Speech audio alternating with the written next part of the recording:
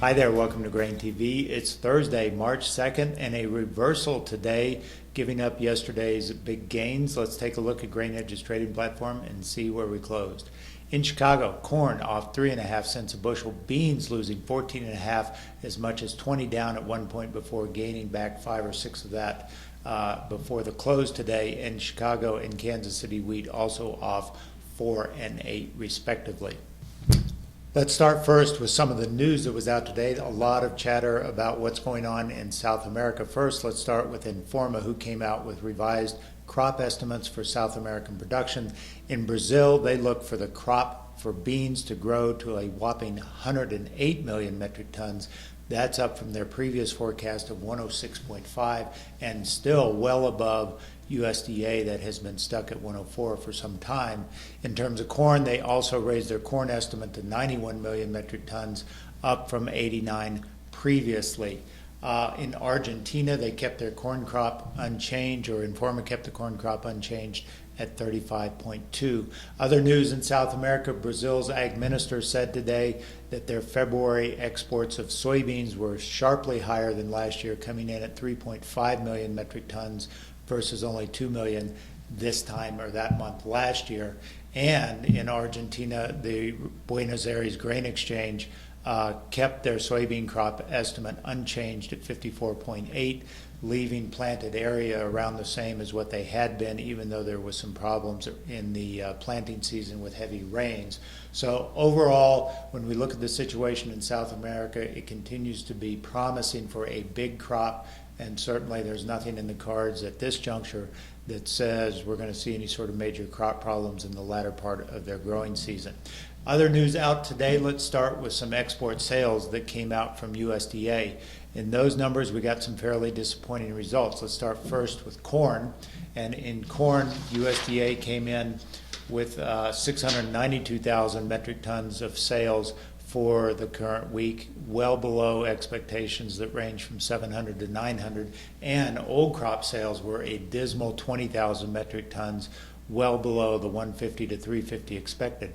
Soybeans and wheat both came in reasonable in terms of old crop sales, but in new crop sales, they were disappointing as well. So overall, this was not a report that was able to sort of give any sort of lift to the grain markets. Overnight, we were sort of in a corrective phase after 2 solid days of advances, and these numbers at 7:30 this morning certainly set the stage for a weaker open when we came back at 8:30. Speaking of exports, let's talk about China. We've been talking about the situation in China, and let's take a look at this next chart. And in particular, what this next chart is going to show is the situation of how much soybeans the Chinese country has bought from the U.S. so far year to date. That's the green bars.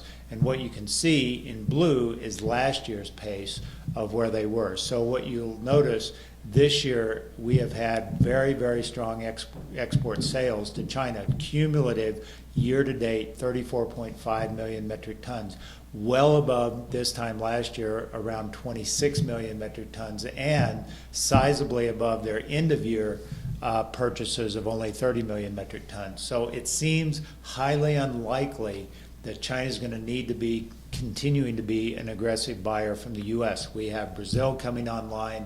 Their February exports were very strong. They are, going to be continuing to show more volume into the world market. So I don't see any sort of snags or hiccups in the marketing situation for China to buy beans from South America that will lead them to come to the U.S. Speaking of beans, let's take a look at the May soybean action here on the daily chart from the GrainEdge trading platform. We've had quite a bit of volatility here the last few days.